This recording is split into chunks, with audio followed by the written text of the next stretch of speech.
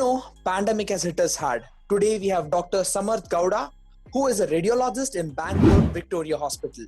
So let's welcome him, and he's going to tell us about how to get your CT scan done, when to get your CT scan done.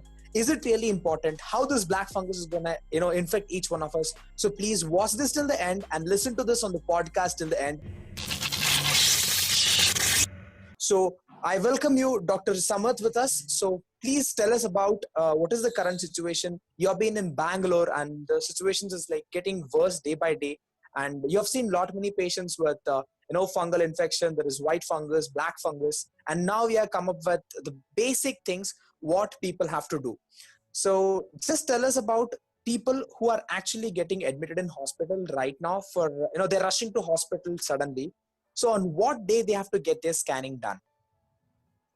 So COVID-19 is basically a viral infection which primarily affects your lungs. But then it takes some amount of time for the actual imaging findings per se on a CT scan to develop. That's because the virus directly does not cause any damage to your lung. It's your body's own immune response. Immunity is what we say.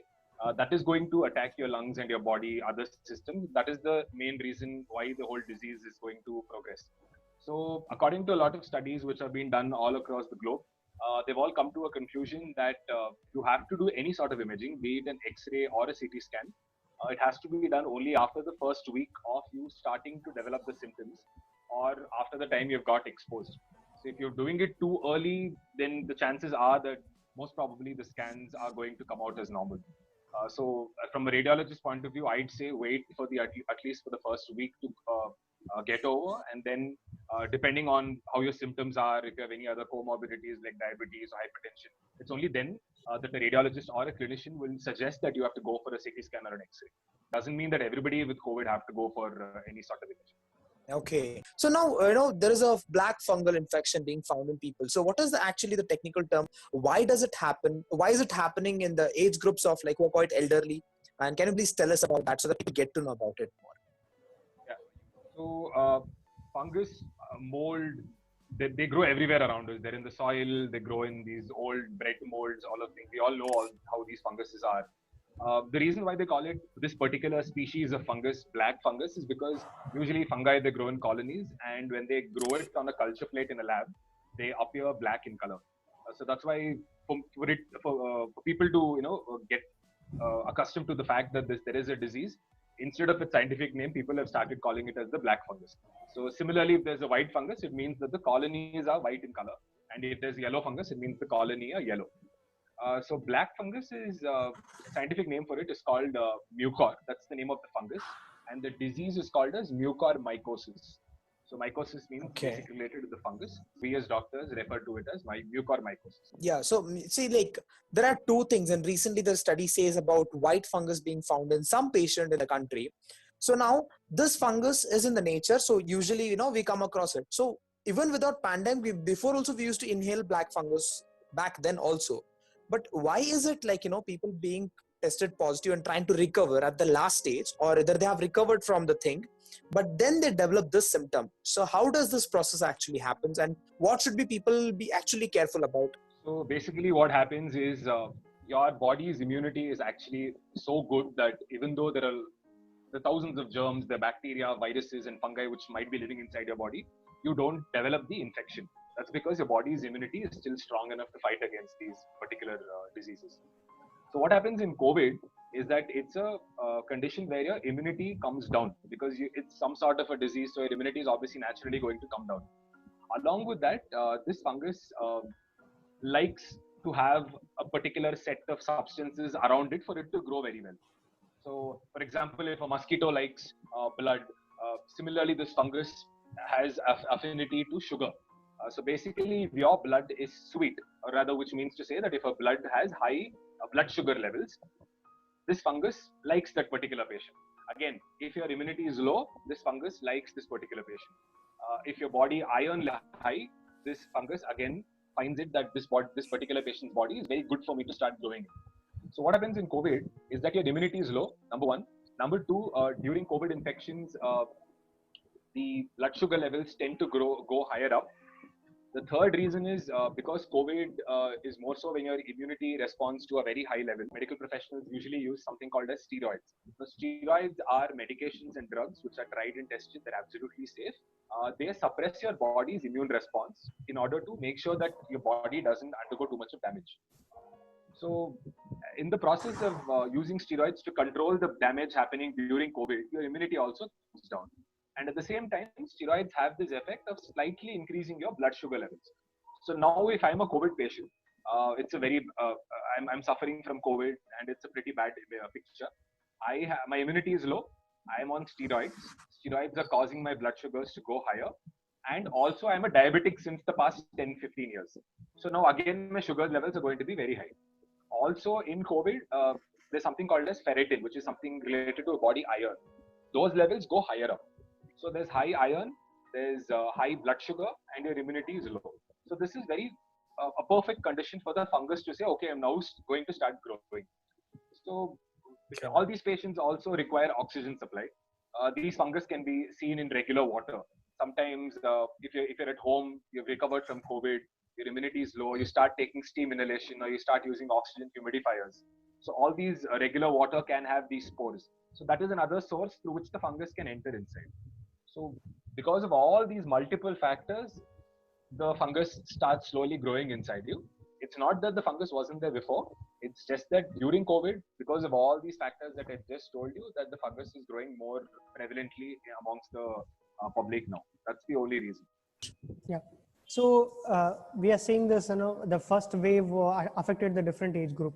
The second wave is targeting different age group. The third wave, they're saying like children will be more targeted. On what basis has this been actually done? Why it is like, that targeted groups have been attacked by this virus? Okay, so like any infection, usually the two extremes of the population are the ones which are more vulnerable to get the infection. That is, if you're to the elderly population and the younger population whose immunity is not as good. So what happened during the first wave, we still we're not sure why kids were less affected, but the fact that the elderly population were more vulnerable. So it was during the first wave with the people who are above 50 or 60 years who were getting infected. Relatively, people of our age or middle-aged people had better immunity. So what happened after the first wave is that people got infected, and then the vaccination program started, and we started vaccinating our healthcare workers and the elderly population first, those above 60, those above 45. So now when the second wave started coming along, we had our most vulnerable population, which is a 60 and 45 area groups, most of them already being vaccinated. So the vaccine is obviously going to help prevent a very severe infection. So the virus had no other option but obviously to attack the next vulnerable population, which is less than 60, say around 40, 45, who are not yet vaccinated.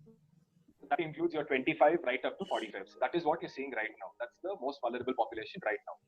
So now again, vaccination programs currently have also been started for age groups of our age, say around 18 to 45, but still not children. So if, naturally, when the third wave comes around, the entire population is vaccinated other than the pediatric age group or the younger age group. So obviously they become the more vulnerable population to get the infection.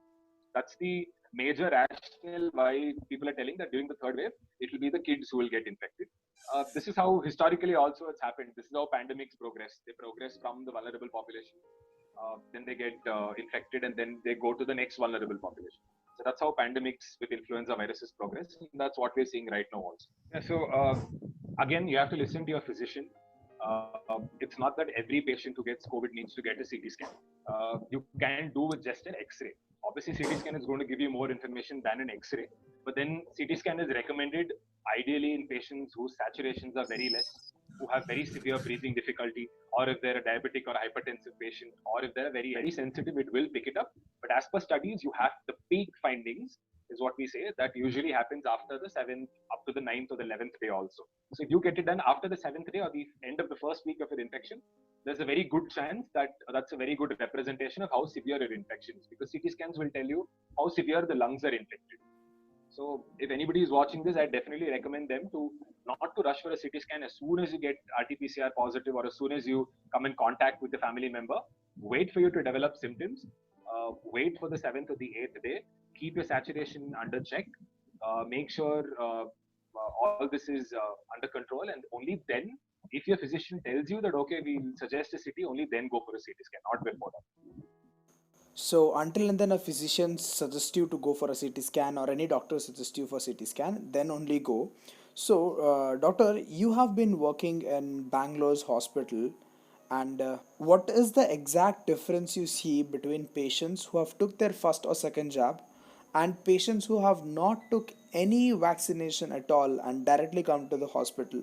So, what is the difference between their reports that you actually see in hospitals? Yeah. So what we've been seeing so far is vaccinations are near 100% effective as per a lot of studies. Obviously, there's no vaccine which is 100% effective, which means to say that if you get a vaccine, there's no 100% guarantee that you will be prevented.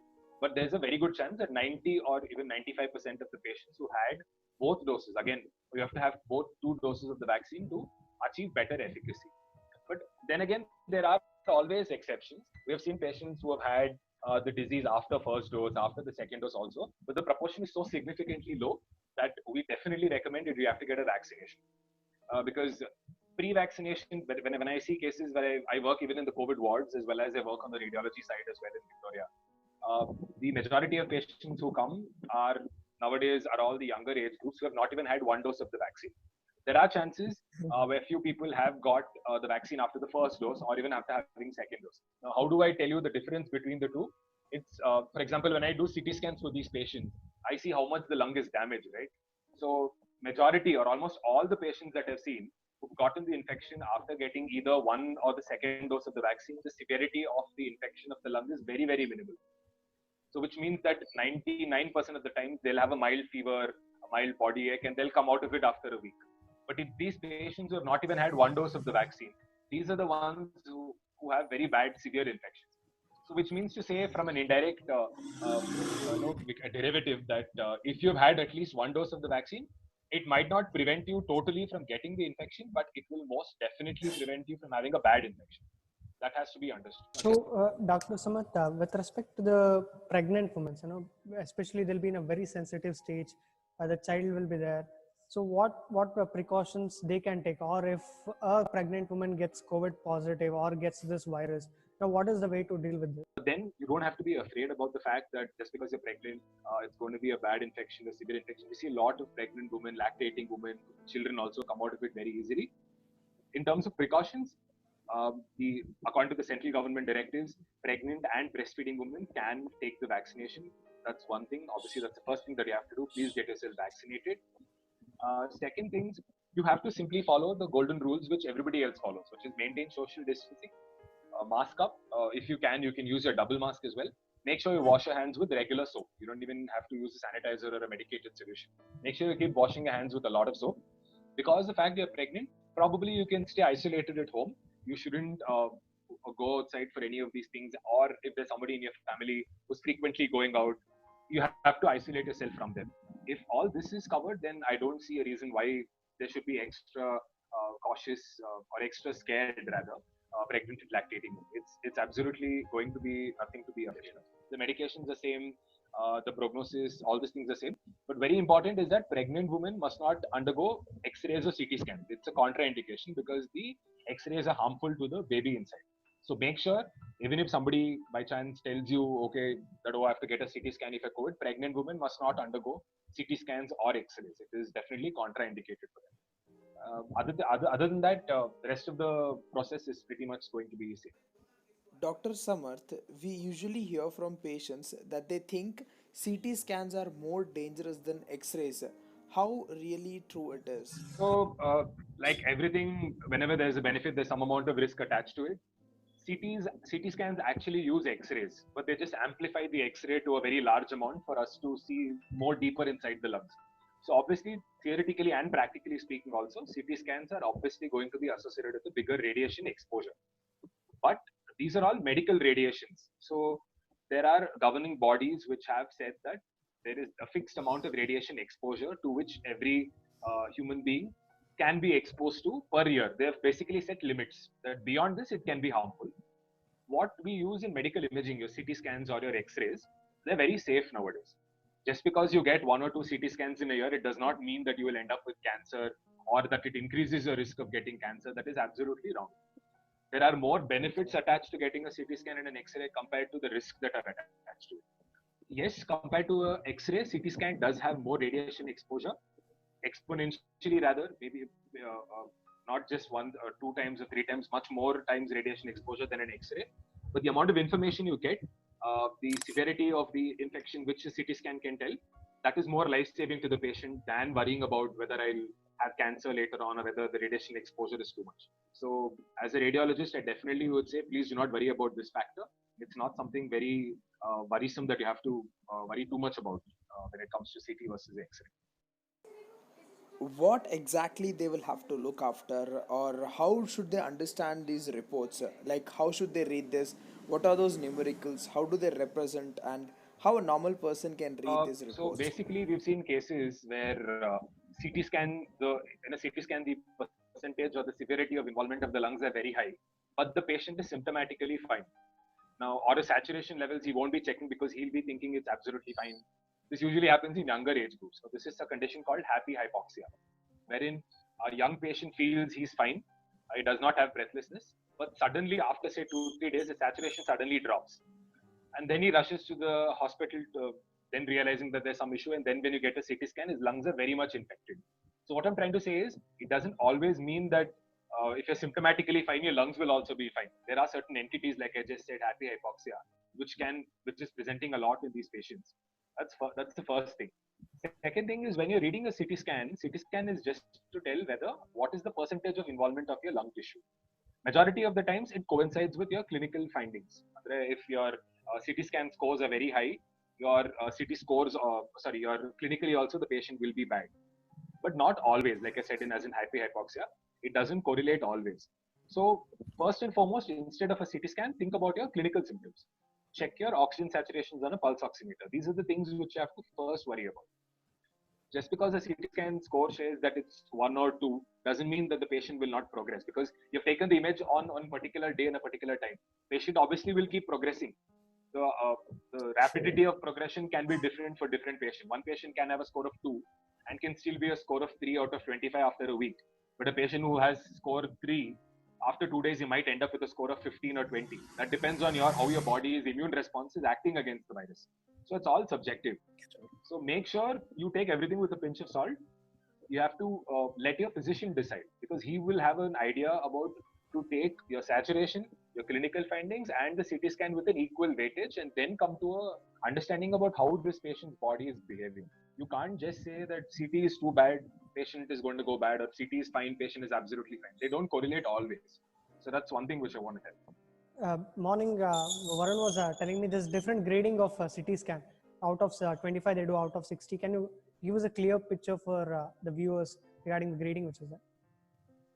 Yeah, so basically, we humans have two lungs, the right side and the left side.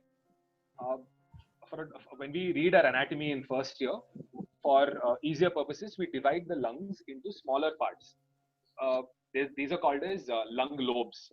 So on the right side, you'll have 3, and on the left side, you have 2. So what we radiologists do on a CT scan is we subjectively, approximately, we see the scan and we say, okay, this particular lung tissue on the right side is infected around 50%, which means out of the 100 total percentage of the lung, around 50% is infected.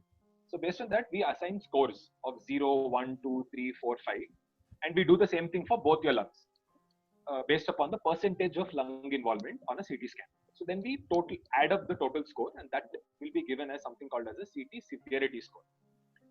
That is provided out of 25. So we divide the scores into 3 parts. If you're coming, say, within score of 7 or 8, it means it's a mild infection. If it's a score of 8 to say 15 or 16, it's a moderate infection. These are the patients which saturations are bad. These are the patients which might need steroids. These are the patients which might need remdesivir. These are the patients which might need hospitalization. Again, listen only to your physician, not go just by the CT scan. And the severity scores of higher, above 16, 18, 19. Clinically also, as per data, these are the patients who are very bad. These are the patients who have a higher chance of ending up in ICU admission. Patients who can go on ventilators. Patients who have a very high death rate eventually. But then again, we have seen patients also with scores of 18, 19 recover. What I'm trying to emphasize is, this is not the end of it. Radiology is not the end of it. You have to correlate it with your clinical signs. your oxygen saturation levels, how the patient is responding to medications. So it's an entire picture which has to be considered, basically. One of the doctors said like they don't do blood pressure testing now because they have to wrap it around their shoulder. So if there's any student, any patient with respect to this blood pressure problem, if in due to COVID, so what precautions you take, or how do you deal with blood Manometers pressure right now, patients? with digital BP machines. We still do take measurements of all patients. There's absolutely nothing to worry about it. Like I said, just like how I'm dealing with a pulse oximeter, if you're using it for a particular patient at home, make sure the others who are not infected come in contact with them, because there is it's basically called as fomite transmission, where some amount, if the patient is coughed on the BP apparatus, some amount of droplets remain there. So there is a theoretical risk that there is some amount of cross contamination, cross infection. So if you're in a hospital, then it's fine because all the patients there would have been a COVID patient. We use BP apparatus separately for a COVID ward. We don't mix it up with a non-COVID ward. If it's at home, if you're using it, make sure it's kept in the same patient's room, and only once they're recovered, and then after a few days, you can bring out the instrument and use it on others, because there is still a theoretical chance that you can get infected. But yeah, we continue taking BP readings. There's nothing too much to be worried about this fact. It's a very minimal percentage chance of infection. Okay, Samarth. So people have to isolate themselves and they have to be really careful and take care about people around them. They should not be irresponsible, and they have to be soon telling about their neighbors if they've been tested positive or somebody in their home is positive. They have to be responsible and tell it to the people. See, of course, the pandemic has hit us very hard, and there is no home like, you'll not find any home without being somebody being tested positive, somebody being infected with it. So request all those people outside world that please do inform your neighbors or people around you. If there is some school, some kids around you, tell those parents or the family members not to send your kids. Just say them you're sick so that they'll understand it. Don't try to hide it and infect others and put everyone into the problem. Yeah. So being a doctor, we have family on the other side, which is very important. So here you're fighting a war, you're going back home. There are, even though no matter how much personal hygiene you follow, there might be chances that some little amount of infection will carry home. So what is that family mindset? A doctor's family mindset when the doctor is coming back to home. What is that mindset? Yeah, so I don't have a family history of all of us being doctors, but my sister, my brother-in-law, we're all doctors. I come back home to my mother. So obviously, when all of us come back home, there's a very big fear that we might have been infected. We as doctors, I'm pretty sure if there's any doctor watching this, they would agree with me that we're not that afraid of us catching the infection ourselves, as much as us giving the infection to somebody at home. That's definitely there. It's a very stressful condition for doctors as well as the family people around them. But that's the only way out. Doctors and health professionals like nursing staff and group B workers, this is the only way to fight this pandemic and to come out of it. So if we back out, then there's no way of coming out of it. So there's no other option but to fight. And that's what all of us have been doing. And I really appreciate the fact that all of our parents, the family members, all have stood by us for the past 1.5 years. In fact, even though they know that they have a chance of getting infected, they've stood by us, and that gives us more strength. And yeah, that's the mindset basically that happens in a doctor family. I request each one of you, if you have any of your doctors in your friend list, there is any one doctor do text them to take care about their health and just ask them how they are doing. That's more than enough. You don't have to thank him. You don't have to give him money. You don't have to be like, when you're problem, don't go and ask him. Even if you have not well, just take care. Just tell them to take care of themselves. That will make them happy, and they'll understand like, okay, there is so much of people actually care about us, because they care very badly. It's just that seeing on news channels, people being dying, people being recovered. It's not just happening. It's not a miracle. There is one big team. There is one profession called as doctors. So I request all those people in the outside world who are listening to us or seeing it, please text one thing to all the doctors saying that thank you, you're doing great job, and stay in home. To have all the doctors from your team, all those volunteers. You're also working for an NGO. You also work for all this medical care. And the thank you word is just small 2 words, to be frank, because it's your profession. You're doing it with a wholeheartedness, and we have to thank actually the parents of the doctors who are letting their kids to do this.